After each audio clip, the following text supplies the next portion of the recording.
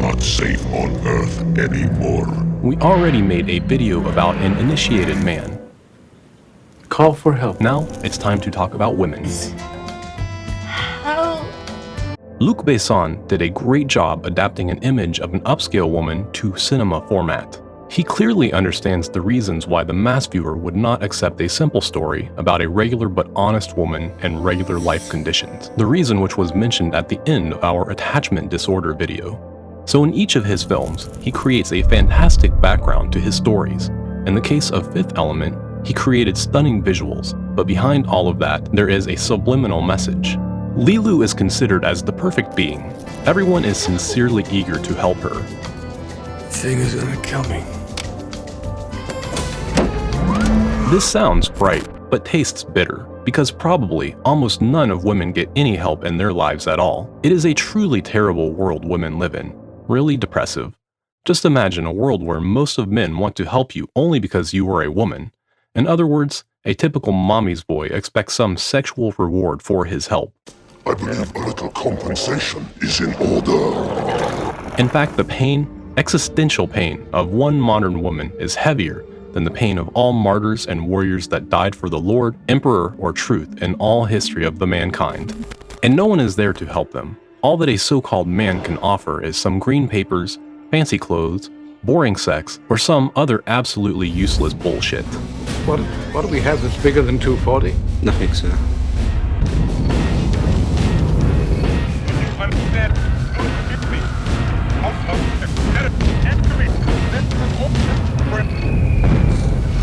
But this is not the case of Lilu. What makes her so different? Her outlook. Right, I shouldn't have done that. It was wrong to kiss you. But he said, "Wake up." If you ask a typical woman about her relations with her father or brother, most will probably say that she loves and respects him. But if you ask a series of questions about her relations and pay a bit of attention to her words, you will probably notice that her father or brother is some kind of beyond-the-edge weirdo. Then it's reasonable to ask yourself the question, why is he a weirdo? All men are simple as a stick and typical, which means she completely misunderstands him. The misunderstanding leads to ingratitude. Ingratitude leads to disrespect. Disrespect leads to ignorance. Ignorance leads to another level of disrespect and an absolutely inadequate model of reality. Glasgow. Moreover, misunderstanding causes emotions. Emotions don't stay in the head, they fill the body. They make the body feel weird. Different rashes occur, especially in the lower part of the body. Gratitude is a very essential feeling of the human being, just like fear. And everyone knows that when one is in fear, his body feels like it's going to shit. One feels weakness in the bottom part. Ingratitude is very alike, but reflects differently. When one is in ingratitude, he feels subtle rash there. This psychophysical arc is not a one-way only road, which means affected part of the body starts to dictate back to the brain and affect the mood. In the case of ingratitude, it's squalid sexuality.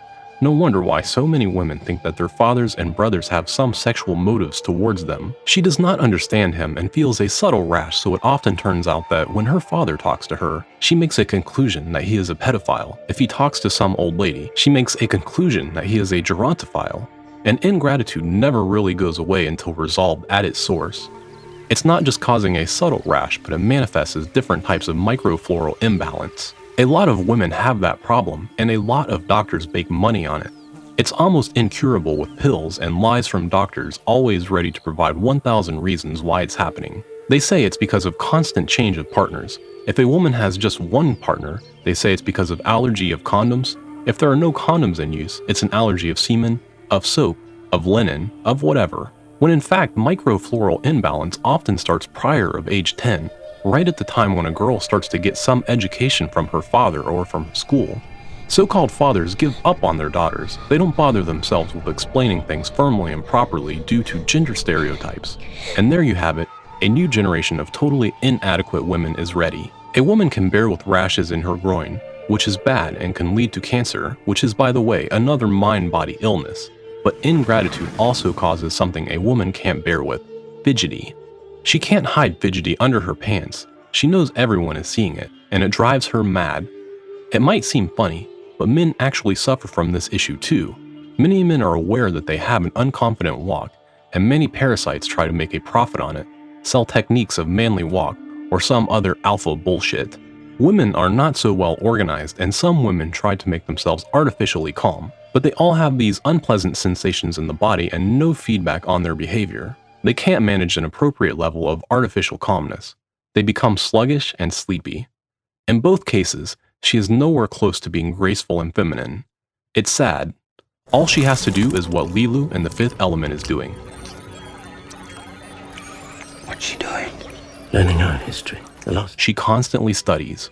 It's obvious, but in fact, most of men and women have no socially valuable skills at all. Thus, they are ignorant and ungrateful. When one learns something, one starts to understand what it takes from others to be able to do something useful. That is exactly why most European kings up to current days are obligated to have a non-monarch profession, even if it's absolutely useless in the palace. And it's not because the profession might be useful in case of a palace coup. No, this kind of decadent set of mind is impossible within the palace. However widely common in the society of zeros, it's a recipe for a strong and wise leader. One starts to value the effort and work of others. One starts to feel respect and gratitude. Different psychosomatic disturbances disappear from the body, and in the case of women, she unleashes her true feminine vivifying power and intellect. And others start to feel it.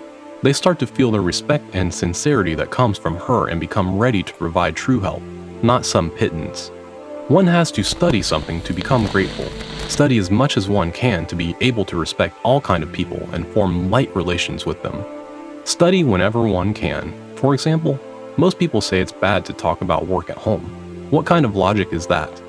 If two don't talk about their work, they not only lose the chance to learn something new, they miss the opportunity to know what it takes for the other to do his work, and as a result know no respect for his efforts. Mother seems to prefer that I go through life like a fucking prisoner while she keeps my dick in a mason jar under the... Not only do they lose the ability to give each other good advice and help each other get a promotion, but they lose respect and interest in each other and will soon find themselves in a situation where they have no common topics to talk about.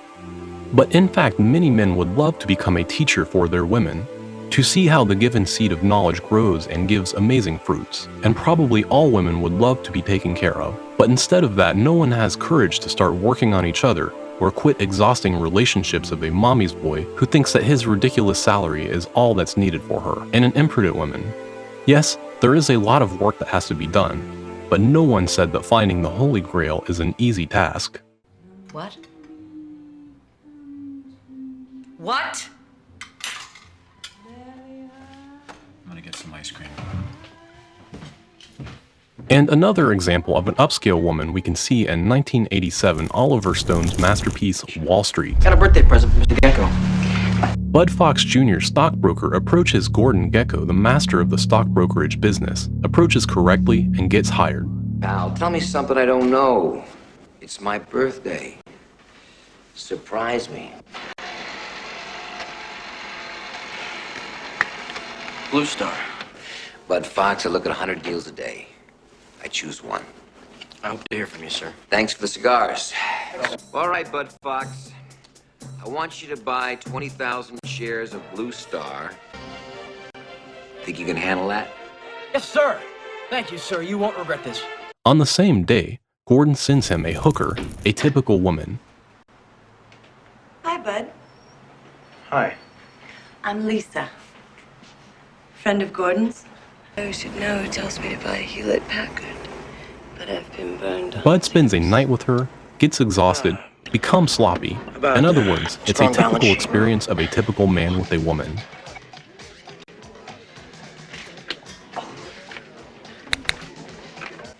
Mr. Gecko. We took a little loss today. We get stopped out on Terrafly. About 100 grand. But the day after, Gordon allocates his girlfriend, an upscale woman, to him. Dick Brady and Darian Taylor, all old friends. Hi. It's pointless to explain anything to a zero, so Gordon gives him a lesson instead, makes him taste the difference. Now, after meeting an upscale woman, Bud won't even look on a typical woman, won't engage exhausting relations, and will work at his full speed without distractions. Someone might say that the fact of being allocated for another man makes her a hooker, But no, You and I are the same, Darian. We are smart enough not to buy into the oldest myth running, love. Fiction created by people to keep them from jumping out of windows. Gordon is not some retarded sometimes I pimp. miss He you, is an Gordon. initiate, and his Really girlfriend twisted. is the very precise meaning of the word. The partner helps him work of taking Bud through initiation. It's absolutely different kind of relations. She is an upscale woman. She knows what respect is, and she is willing to help and cooperate, just like Diane in David Lynch's Twin Peaks. The memory of tobacco. Fuck you, Gordon. Now you're getting the personal treatment. I want personal. Fuck you too, Albert. She has a bad temper, just like most of the women, but unlike a typical woman, she does not hide it. She does not fake her attitude, does not attempt to fool her friends with nice appearance. She expresses what she really feels, and what is most important, she is willing to assist. Diane Dale Cooper is in a federal lockup in South Dakota. Good. This may require a slight change of attitude on your part.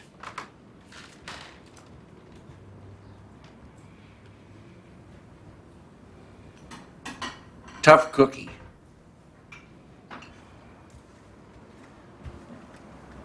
Thank you, Diane. Unlike a typical woman which always smiles, plays nice and lovely, but acts as a drag and saboteur and always eager to mock and blame her partner. So? Say what you came here to say. Here, Cooper got in serious trouble during his mission. It's sad, and she expresses it to their boss. Who are you?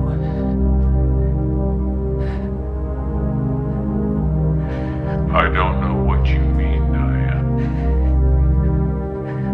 Look at me.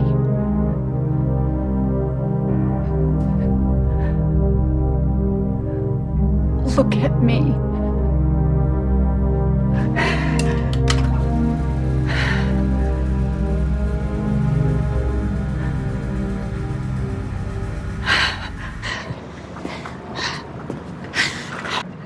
It isn't time passing, or how he's changed, or the way he looks, or something that definitely isn't here. That's good enough for me, Diane. That's good enough for me. What would a typical woman do? She would constantly demonstrate to Jake that she is true perfection, and he is a dumbass. That's exactly what she did before the tribe's chief stepped in. Your fault! Your fault! You're like a baby, making noise, don't know what to do. But Stupid. her will to obstruct Ignorant Chief like a is child. more important to her than sabotaging. The more interesting thing is that this kind of woman, upscale woman, becomes really unstoppable and often ends up in high society, not because she seeks power or fame, but because she is absolutely uninterested in the company of zeros or mommy's boys who cannot recognize or respect that kind of woman. When on the contrary, initiated and truly powerful men are ready to give her everything, because they know that her feminine intellect will return the invest with tremendous interest. However, as it was said in the attachment disorder video, upscale women still have traits of a typical woman and still might fail. Luc Besson knows this and leaves a subliminal message in his film. By the plot, Lila was used as bait for the enemy. She carried the false cargo when the real cargo was delivered by the high initiate. It is well known in narrow circles technique.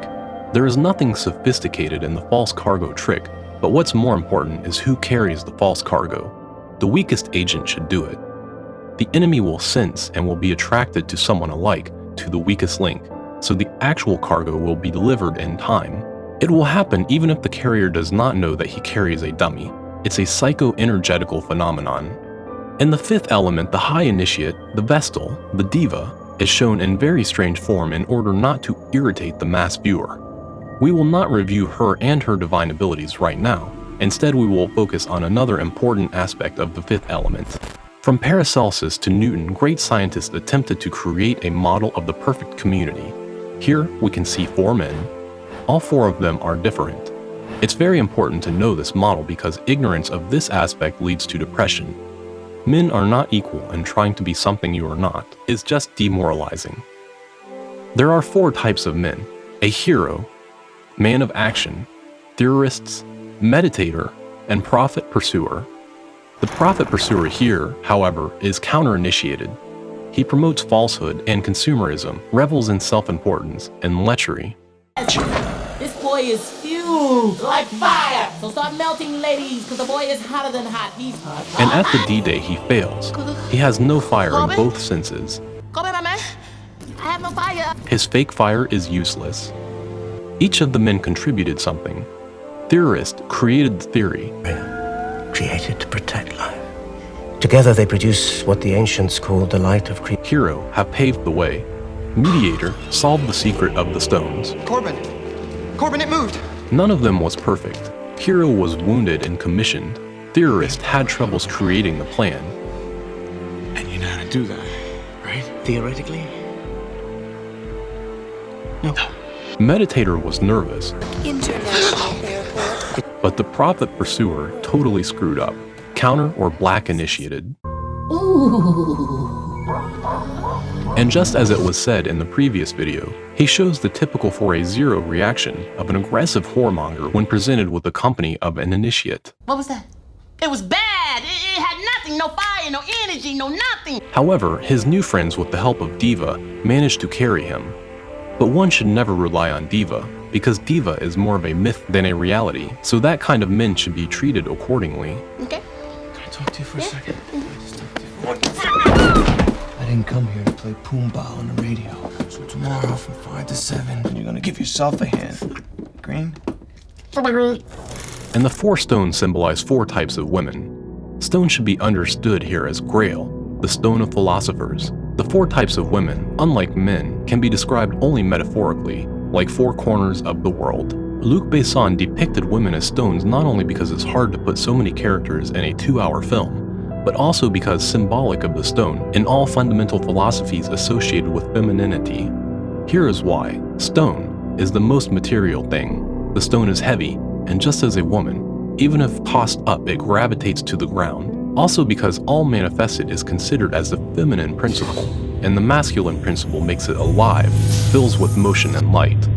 An interesting fact, it's considered that the feminine part, the manifested world, manifested things can exist on their own, but they won't be alive. It won't have its own reality.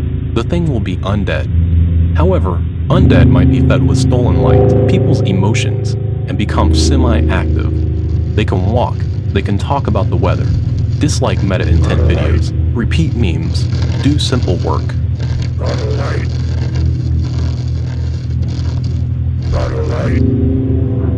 So Luc Besson gave people a lot to think of. 4 types of men transform and unleash 4 types of women, and together, they reach collective enlightenment, restore forgotten knowledge which defeats the planetary evil. Now it's your turn. Subscribe and share the video. Here is your mission now. Pass your knowledge to the next priest as it was passed on to you. Time not important, only life important.